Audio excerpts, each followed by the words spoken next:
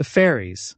I've always been fascinated with the unknown, particularly creatures of the unknown. I don't know when this obsession of mine started. It probably started when I was a young kid and would watch documentary series on aliens, Bigfoot, Yeti, unknown sea monsters, and the like. My obsession earned me my share of names and bullying in school. Like a good nerd, I pushed up my glasses and shook it off and moved on to college, where I earned a degree in zoology and eventually my master's and PhD. Along the way, I had discovered the gym, alcohol, women, contacts, and other things life had to offer. However, my main love was cryptozoology. I spent 2 years of my late 20s running around the world with well-known and respected biologists, zoologists, marine biologists looking for new species, and studying others that we knew little about. My colleagues and myself found new insects, fish, reptiles, but never anything that would fall under the strange or mythical. I made a name for myself in the science community. People liked to say I could find anything but Bigfoot. I enjoyed my small notoriety. After those exciting 2 years, I decided I wanted to work somewhere more traditional. While creating footprints around the world was fun, I was tired of never being in one place for more than a few weeks at a time. I also wanted to spend more time trying to research and find these storied monsters than work on someone else's expedition. I landed a job at a big state university in Ohio teaching in the biology department. I also started a cryptozoology club, which attracted a large following of students. With permission from the university, I would take students to so-called haunted places, hot spots for unknown creatures, and the like. We would always come up with some crazy disembodied EVP, blurry video, or grainy photo. We never had anything conclusive, but it was fun for the students and myself, and it got them to think outside of the box and question what we really know about our world. The passion for trying to discover the unknown that I saw in the group's members is what kept my interest in it strong. Like I said before, my main love was cryptozoology until one faculty Christmas party. There I met Diane. She was this beautiful brown-haired woman about my age who worked in the English department teaching creative writing. I knew I needed to meet this woman. I wasn't a scrawny nerd from high school anymore. I was in shape, successful in my field, and not too bad looking, at least I told myself that. I used a corny pickup line to introduce myself. She had a cornier comeback. We laughed, talked the entire party, exchanged numbers, and the rest is history. A few months after we started dating, we moved in together. I had never fallen so hard for someone. We shared a lot of common interests, but had a lot of differences. I liked the outdoors, and she preferred to stay in. I was a busybody, and she was more relaxed. We both liked wine and a good book. She was a published writer who wrote these amazing stories about make-believe creatures. I read several of her short stories and one of her books, which all seemed to be centered on forest fairies and children. "Diane," I said, closing her latest published book as I was sprawled out on the couch one evening. "Have I told you that you are an excellent writer?" Diane was in the kitchen making her famous chicken Alfredo. "Yes, but you can tell me again if you like," she playfully responded.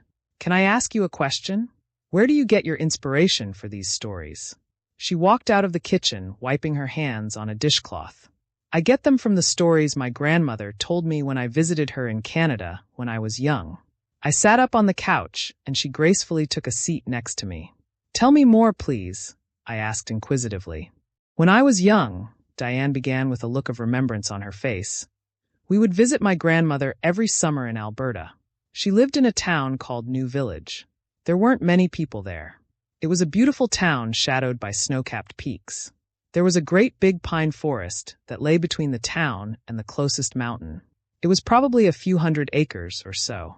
At the base of the mountain was this crystal-clear lake that was full of fish and that emptied into a small river. All the kids in town would play in the forest, lake, and river, but were strictly forbidden from staying out past sundown. This was enforced harshly by the townspeople, including my grandmother." Diane paused for a moment. "Go on," I urged her with a smile. "So, my grandmother would tell me about the fairies in the forest and how they liked to play tricks on people. If I disobeyed my elders, they would take me away forever. Those stories always freaked me out. My parents didn't like her telling me those stories, but they agreed that I should listen to my grandmother and be inside before dark. The stories didn't bother me too much until one of the young boys I played with each summer went missing in the woods.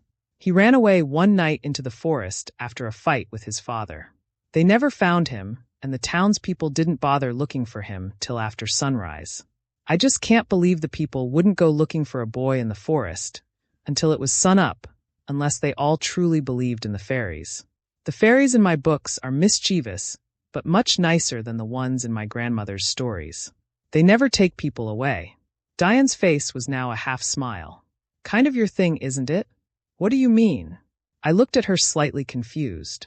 You know, imaginary creatures that live in the woods. She looked at me with a smart-ass grin. Well, I've heard and read up on fairy folklore, but it's not something that many cryptozoologists spend a vast amount of time on. However, I've never heard of a town afraid of fairies, especially from a first-hand account. It would be interesting to investigate something like that. Diane smiled a mischievous smile that stretched from ear to ear. Good. My parents want to meet you, and I want you to meet them. My grandmother passed away when I was young, and my parents inherited the house. They retired there a few years ago. You can come with me this summer when I visit them and solve the town's fairy problem. By this point, she was standing over me, giving me the puppy eyes to agree. Just like that, our summer plans were made, and in early June I found myself on a plane from Ohio to Alberta with Diane and a bag full of some of my recording equipment. I took on my excursions with my student group. Once there, we picked up a rental car and drove what felt like hours into the forest-covered mountains. At one point, we left the winding highway to exit onto an even more treacherous two-lane mountain road. 15 minutes from the highway, we arrived at what looked like a ghost town. There were several small shops that were closed and what looked like an unfinished hotel from the 60s. This place has become a ghost town since I was a girl, Diane said as we drove past the abandoned buildings. A few short minutes later, we pulled into her parents' driveway. Her parents' house sat on a short dead-end road of a few dozen houses. Behind her house lay the thick pine forest she had mentioned to me. In the distant background loomed a majestic snow-capped mountaintop. Her parents greeted us with smiles at the door. Diane excitedly hugged her mother and father. I, trying to hide my nerves meeting my girlfriend's parents for the first time, quickly shook their hands and introduced myself as John, the guy that was here to fix their fairy problem. They both smiled and paused before saying through their teeth, "The fair problem is under control. Come and dinner is about ready." My nervous attempt to be funny appeared to have become a strikeout. Dinner went well, and we talked about our trip up and what I did at the university. With our bellies full, Diane's father invited me on out to the back porch for a beer. "So you teach cryptozoology at the university?" Diane's father asked before taking a big swig of beer from his bottle. "No, I teach animal behavior and social interaction. I would like to teach cryptozoology at some point, but I need to have the class curriculum written and approved before I can." I slouched in my porch chair and began to enjoy my beer. "I suppose Diane has told you a bunch of crazy stories about fairies in our woods?" I looked at him and gave a small nod as I took another sip from my bottle. "They're all true. Sounds stupid crazy, but they're all true. My wife told me those stories too, and I wouldn't have believed them if I hadn't seen some crazy stuff or experienced our neighbor's niece disappear one night 2 summers ago in that pine forest." He pointed towards the wood line just off his backyard while taking another swig from his bottle. "We've had a drought the last few years, and the pines are all dried up and getting brown. The forest used to be dark and green. Now it's just a sad brownish color." Diane's father finished his beer and looked up at the sky. The pines were brown and looked all dried out, even in the setting sun. The air wasn't filled with that typical pine wood smell. In fact, the air was cool and stale. "You want to see a magic trick?" he asked me excitedly. Sure," I said, half expecting him to pull a coin out from behind my ear. "Watch the back gate. The sun sets at about 9 p.m. today. About that time the latch will pop up and it'll swing open. No hands," he said, waving his in the air. Diane's parents' yard was fenced in with a single back gate, which lead directly into the forest. Some of the forest pines' branches hung just over the gate. I wasn't quite sure how to take Diane's father's statement, so I waited. The sun slowly crept behind the mountains and the clock reached 9 p.m. I finished my beer as we quietly sat on the back porch.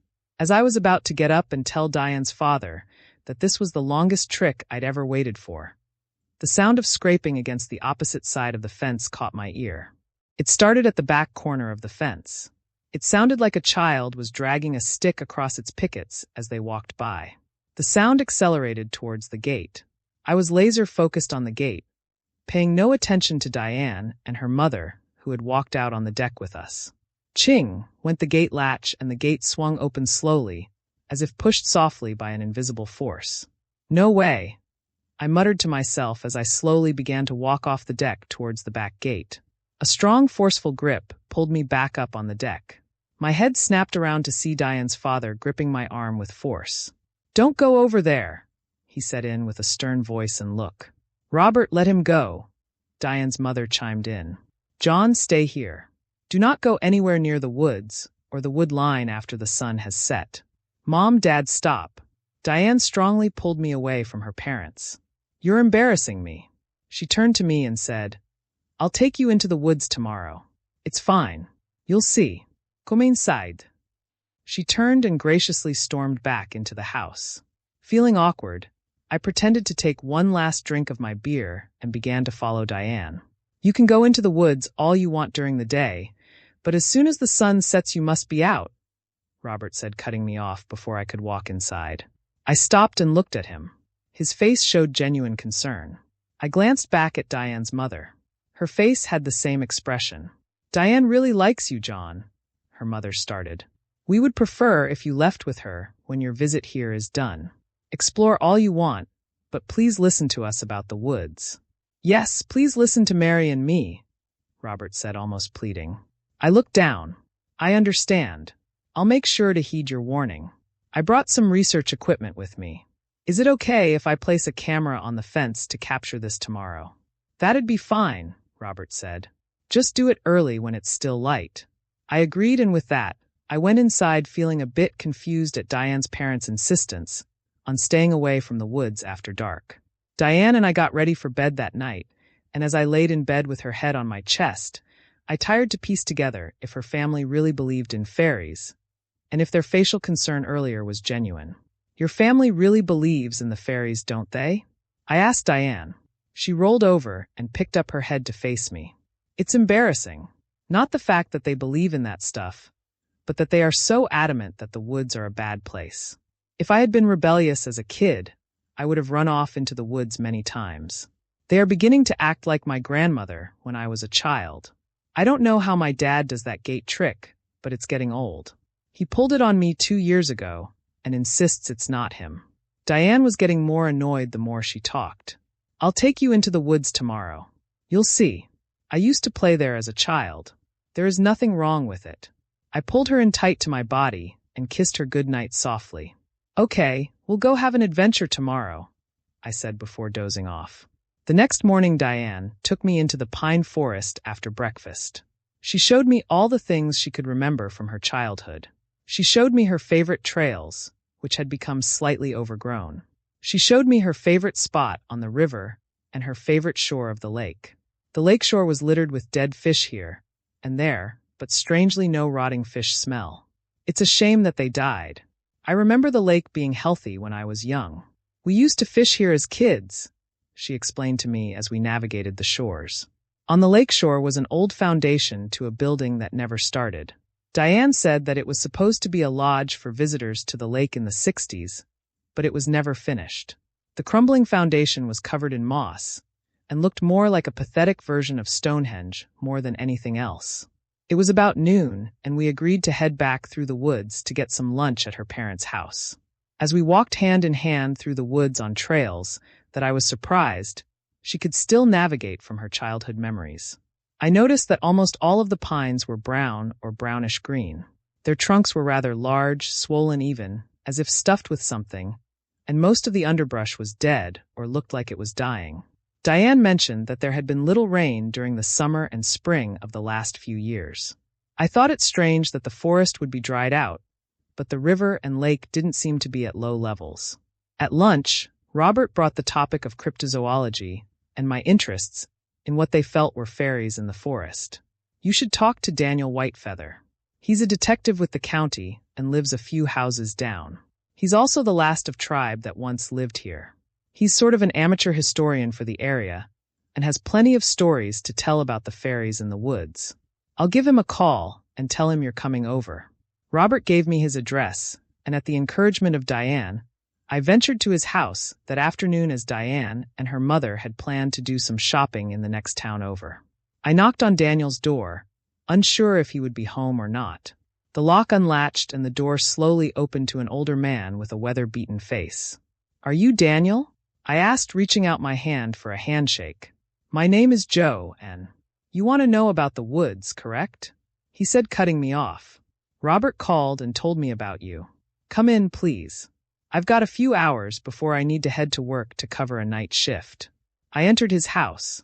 It was large and filled with mounted animals, fish, and a variety of what appeared to be Native American memorabilia.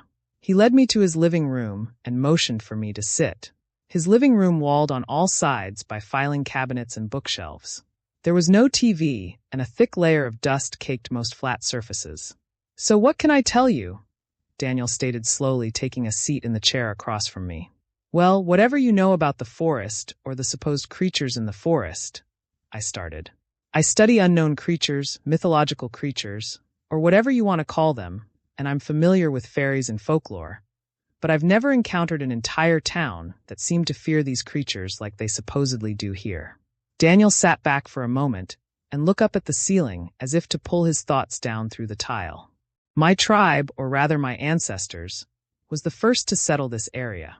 As the oral tradition goes, we were once a large and proud tribe that numbered greatly in Alberta long before the white settlers came. A harsh run of winters and warring with other tribes cut our numbers down, and our enemies pushed us out of our original land. We wandered until we found this place. Cold, starved, and desperate for shelter, we felt blessed to have come across a place with good hunting, the mountains to shelter us, and a river and lake to supply us with fresh water." I looked at him eagerly as he took a small break to remember his words. He sat up and leaned forward in his chair. "The story goes that when we found this land, we were forbidden to enter the forest by some strange creatures that lived there. My people would call them the forest walkers. They said they were guardians of the pine forest here. The chief, seeing his people starving and without a place to live, struck a deal with the forest walkers.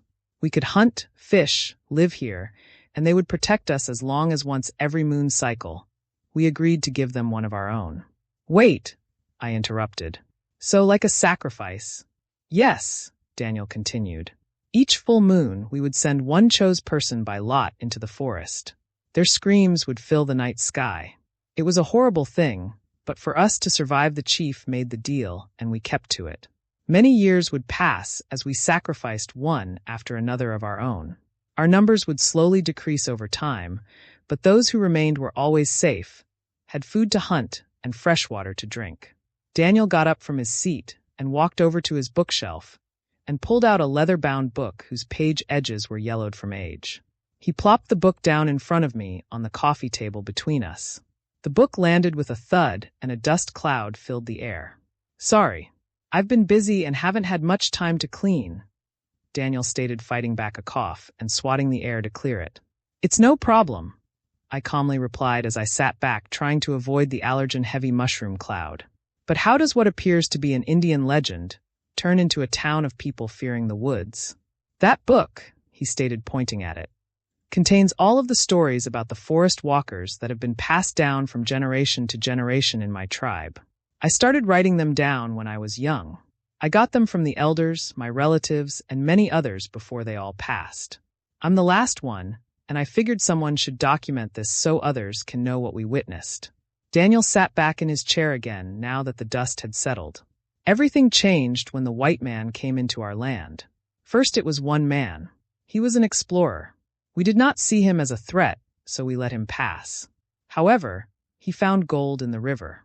He told others. Soon many others showed up looking for gold in the river. They brought furs, meats, beads, and guns. They were willing to trade for small pieces of land so that they could live here while they prospected. We agreed. The prospectors were supplying us with new things, and we were trading small parcels of land for them. The white people cut down trees to make the clearing in which our town sits now. They built houses. They hunted and fished. We no longer sent one of our own into the forest every full moon. So the sacrifices stopped because you were getting what you needed from settlers? I questioned. What about your deal with the creatures?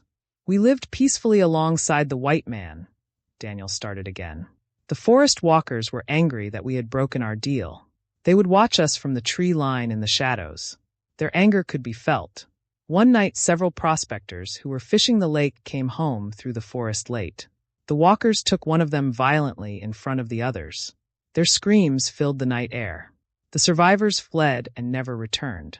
They left their belongings and even their gold because they were so scared. Soon people who were in the woods past dark began to disappear. No trace could be found. Daniel sat up and took a deep breath. When people started to avoid the woods after dark, they started to trick people into coming into the woods. They would mimic the cries of children or loved ones during the night. Anyone who ran into the woods to save them would be taken. They took 3 mothers of our tribe once because the walkers cried like babies on the forest line. The women ran to save the babies, only to be taken away. They only took one person at a time, but they started taking them more often as revenge. So they can mimic sounds or voices? I questioned, a bit confused. Yes, he began while rubbing the side of his head. They can take anyone's voice or sound like anything that would entice you to enter the woods. The greed of gold was greater than the danger of being taken, and more white people showed up until so many had disappeared that the word had gotten out that this land was cursed. Many people left, but those who were widows with small children stayed. Everyone who lives here now is a relative of someone taken. My tribe helped them and welcomed them to stay here. It became forbidden to enter the forest at night. So why are there people still living here? I questioned. Why not pack up and leave this place if it cursed? My people made a pact with those who were left from the prospecting rush. We agreed to guard this place and keep people from the evil here. We would tell no one about this place. We had made a deal and broken it. We had put others in danger.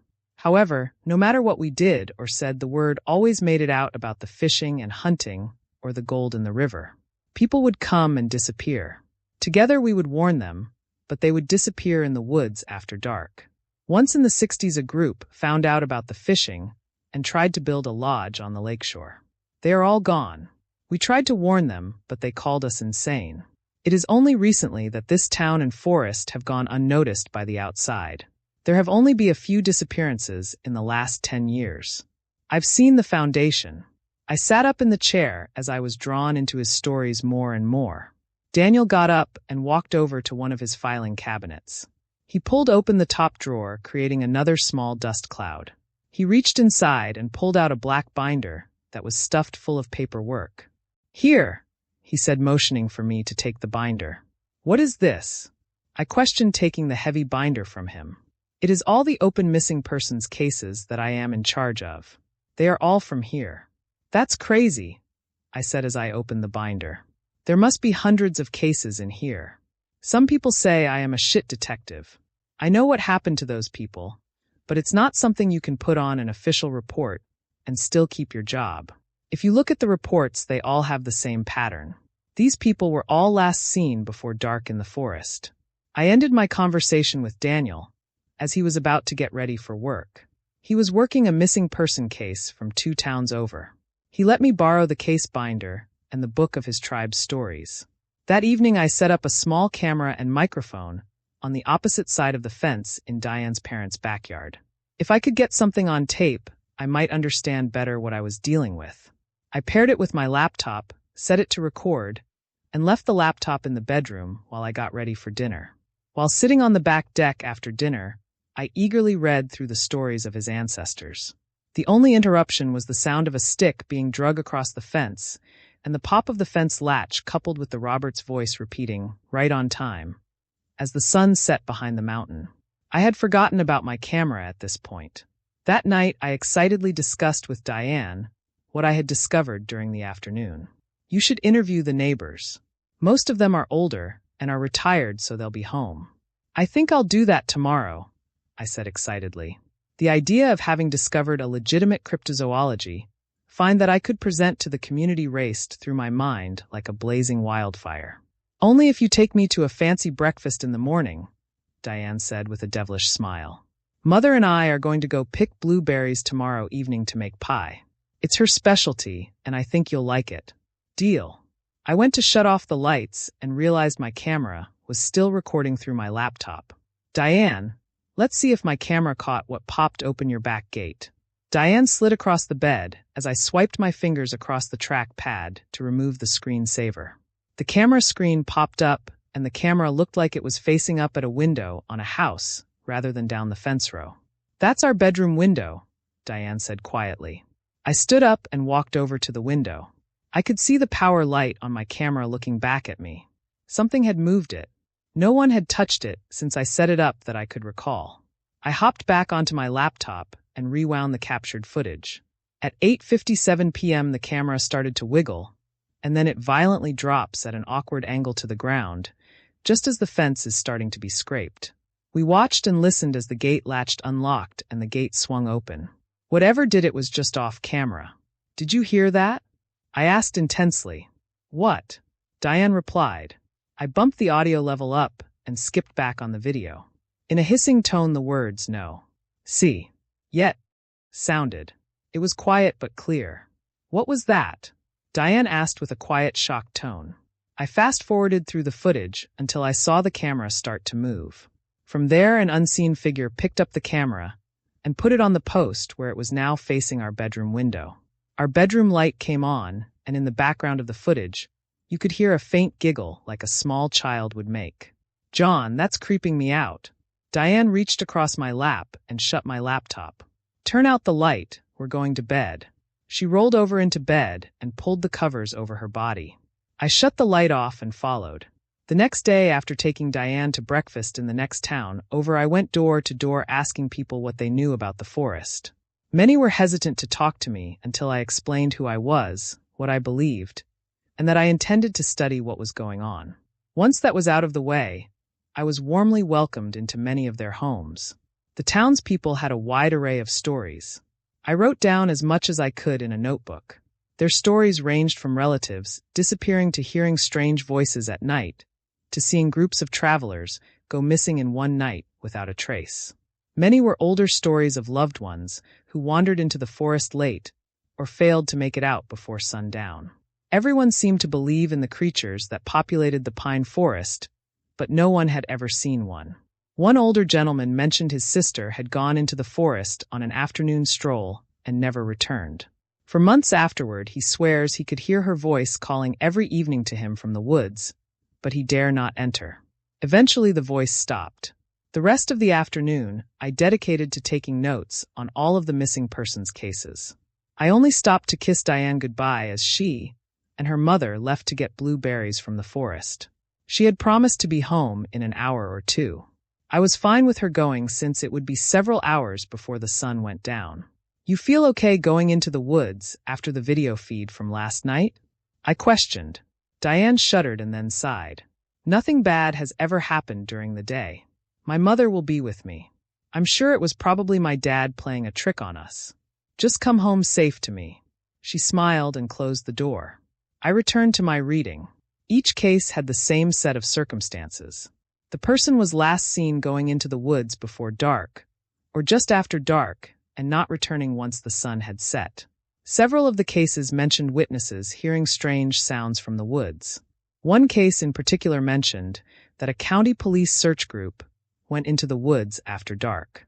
None returned. There was no good explanation of why the people went missing. News clippings placed the blame on people getting lost in the Canadian outback, or the possibility of these people running into bears or wolves. Exhausted after all my note-taking, I closed the binder full of cases and sat back in my seat in the living room. I breathed deeply and stood up, collecting the binder and book that Daniel had let me borrow. The front door swung open slowly. I looked up hoping to see Diane and her mother, but to my surprise Robert walked in. "Hey, I didn't even know you were gone," I said in a tired tone. "Yeah," Robert started as he took his shoes off at the door. "You were buried so deep in your reading that you didn't notice I left for town. Just went out to get some gas for the mower." Yard is getting kind of long and needs to be trimmed. Keep an eye out for Diane and Mary. They went to pick blueberries in the woods and haven't returned yet.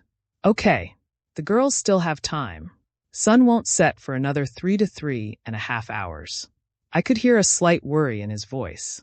I finished gathering my things and walked to Daniel's house to return his items. When I arrived, he was sitting on his front porch, still in his police uniform with a beer. "John," he said with a smile, holding the beer up in salutation. "I see you've come to return my binder and book. Did you find what you needed?"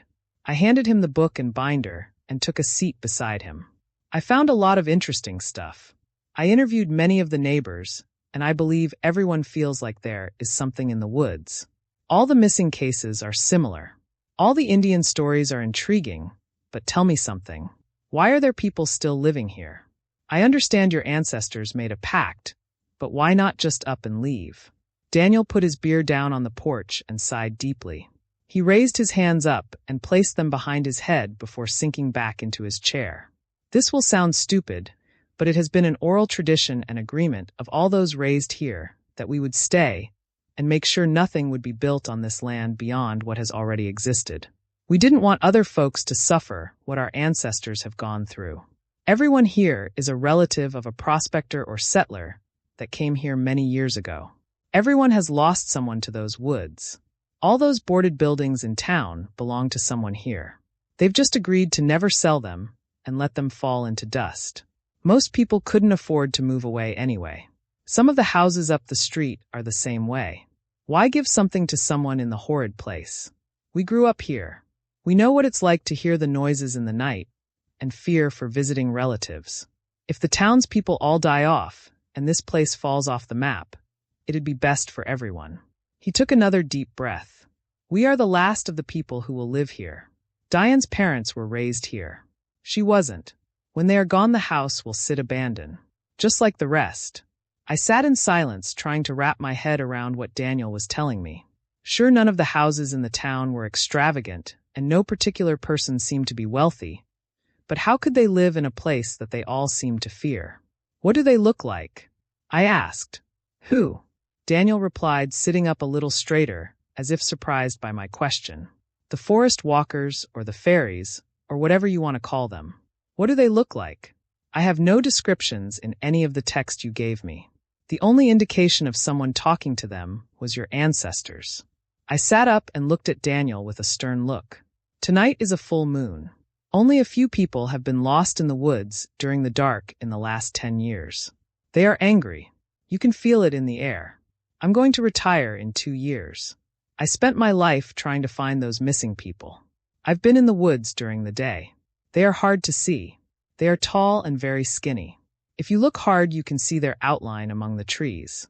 It's very hard to make out, but there are hundreds of them. They are in the woods now.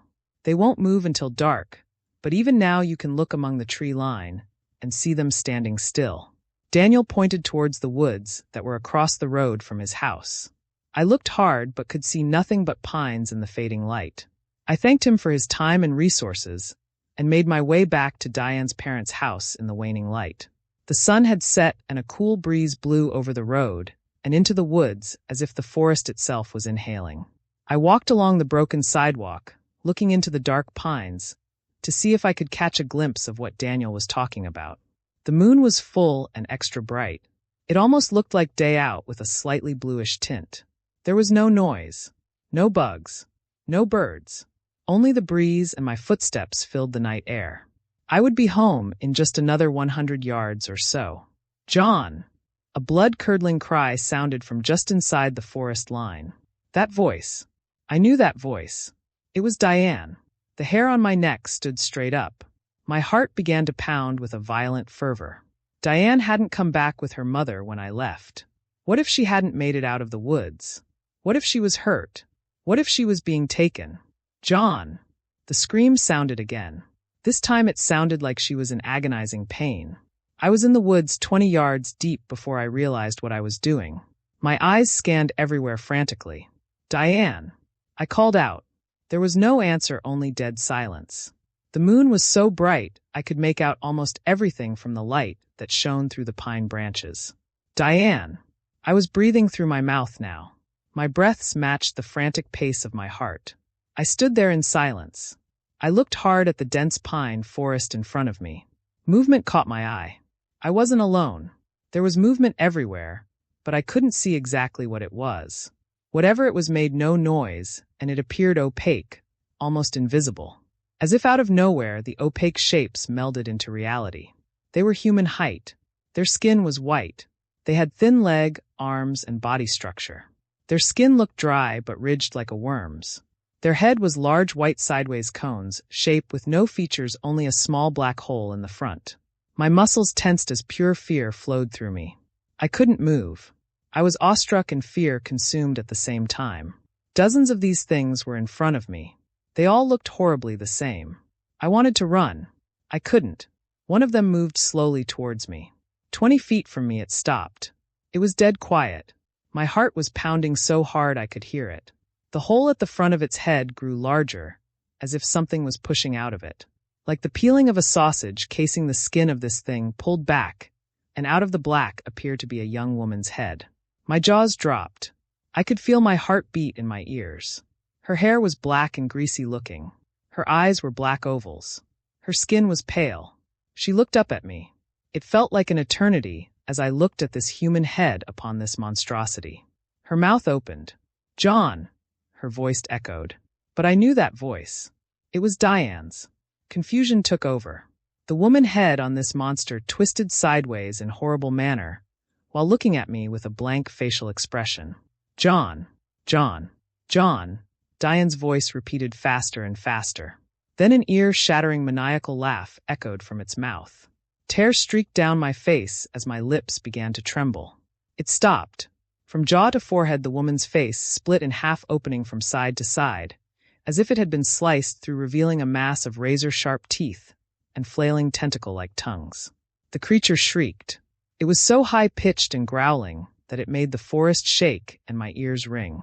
I fell backwards onto my back with a hard thud, and for the first moment since I saw the thing I could move. I began to shuffle frantically backwards, kicking my legs to propel me away from this monstrosity. The creature dropped to all fours and began to rush me in the most inhuman way possible. I knew there was no way to get up and outrun it in time. It was about to be upon me. I raised my arm to cover my face. "No," I shouted as I looked away. Nothing. I felt no pain. No creature landed on me. "John." "Dad." "No." A cry rang out in Diane's voice, but only this time it sounded as if it came from the direction of her home. I immediately stood up, trying to comprehend what was happening. The creatures were gone, but something in the underbrush moved violently away from me, tearing up ground and shaking branches as it went. "Mariano!" Another voice rang out. It was Robert's. I was still confused and scared, but I wasn't going to stay in those woods any longer. I ran as fast as my legs could carry me to Diane's parents' house. Robert was in the backyards restraining Mary, who was sobbing. "Let me go! Let me go! She's gone. They might take you too," Robert replied, hugging his wife with all his force. "What happened?" I demanded. "Oh my God, John," Robert said as he turned to me in shock. "Diane swore she heard you screaming in the woods and ran in after you. We tried to stop her." A scream of pain from Diane rang out in the distance. My fear and adrenaline rush turned to anger. They took the woman I loved. These hideous things took Diane. Without thinking, I ran to the garage and scooped up the gas can Robert had filled earlier in the day.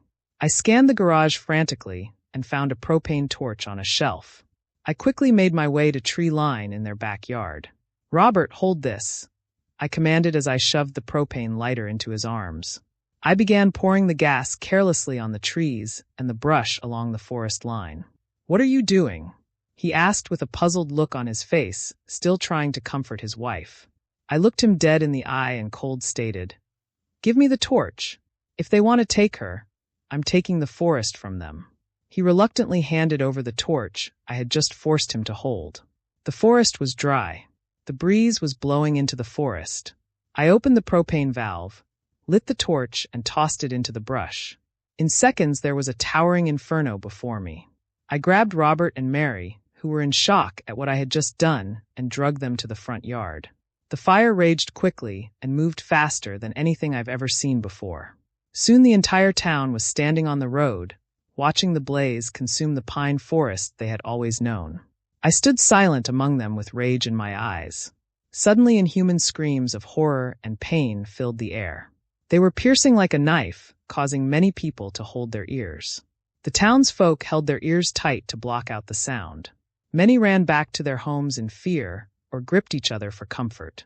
The screams roared deafeningly on and on as the fire raged until suddenly, as quickly as it started, the screams went silent and only the blaze could be heard. Someone called the fire department, which alerted the forest rangers. There was nothing they could do.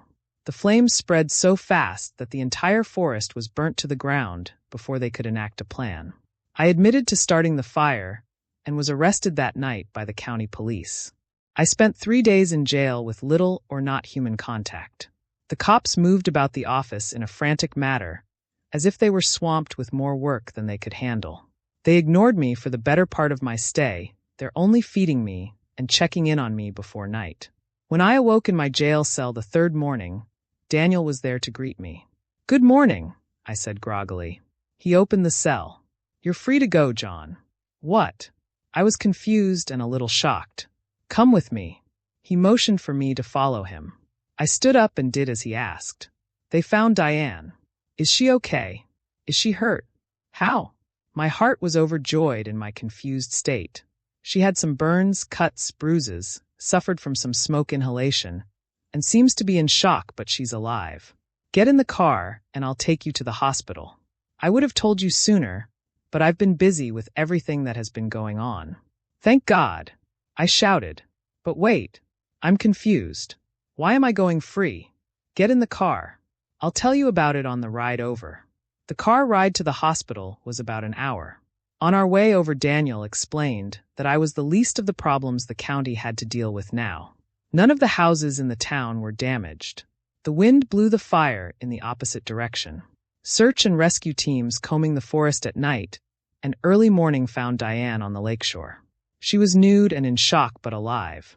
The biggest issue the county had to deal with was the hundreds of skeletons found in the forest. They weren't scattered about like victims of a forest fire would be. The burnt-out pine tree trunks contained dozens of skeletons, as if they had been stuffed into the trees.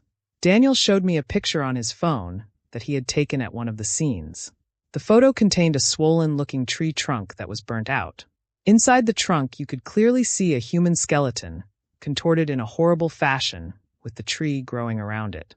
What looked like wooden veins of bark fused to the skeleton, as if they were growing together. Some of the skeletons had been identified by dental record as people who had gone missing in the woods from the 60s. Others were determined to be hundreds of years old. The coroner was now trying to figure out whom the skeletal remains belonged to and how they could have possibly been encased in a tree.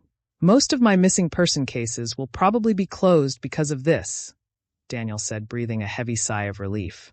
"I've only slept a few hours the past few days because of all the paperwork I have to do on my missing persons cases." Daniel dropped me off at the hospital, and I made my way to Diane's room. Her parents were there. She was bruised and cut up but alive, sitting there in her bed, looking forward, jaw agape, not blinking at all.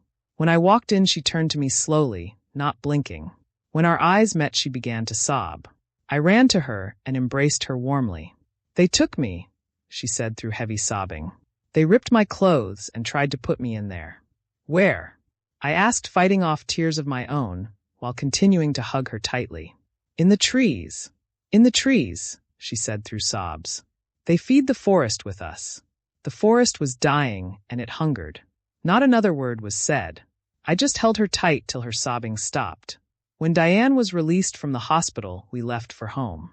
Her parents boarded up the house and bought a condo close to where we work. It's been years since this happened. We don't talk about it. Her parents don't talk about it. Yet I'm still obsessed with whatever these things were. With the forest gone, a development company bought all the land that the town sat on cheap and turned it into a housing development. No one has since disappeared to my knowledge in that area. There are some reports that the place is haunted and that at night you can still hear strange voices and screams. My camera had been recording the night of the fire. I watched the video once before I deleted it. Right before Diane was taken, the latch on the gate was popped by something opaque that my camera couldn't make out. The camera is then suddenly turned to the forest. My voice. My voice can be heard calling Diane's name in a scared tone. Diane can be seen running into the forest calling for me. As she disappears beyond what the camera can see, there is a voice that giggles like a small child and then states, "We take," in a raspy high voice. The brush all around moves violently towards where Diane was last seen before you can hear her screams. I still run my cryptozoology group at the university and have never come across another story of such creatures. As obsessed as I am at trying to figure out what they were, if I ever came across another place that talked about fairies in the woods whom take people, I would probably pass on investigating those stories.